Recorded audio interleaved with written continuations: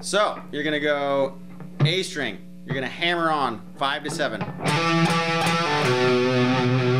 Ready? So we got, and then pull off, and then 7th fret, low E. You're gonna do the exact same thing down a whole step. Now we're gonna do the same kind of riff, but we're only gonna do a half step this time. Okay, so all together we got.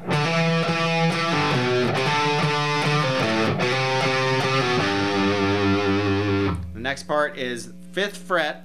You're on the A and D string, so you go.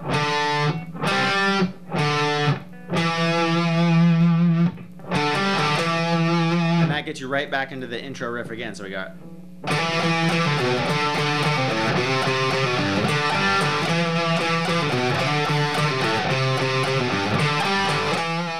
You're going to be on the 8th fret and the 7th fret of the B, so it's got a trill, which is. And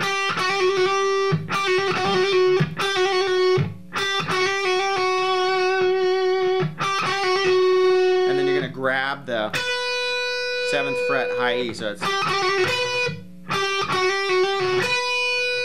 And then same thing, instead of going down to here, you're going to land on the 8th fret, so it's.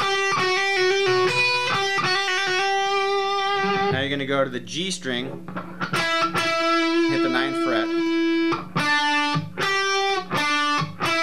So that's 7th fret, G, 8th fret, back to 7th fret, G, to 9th fret, G. So it's 7G, 8B, 7G, 9G.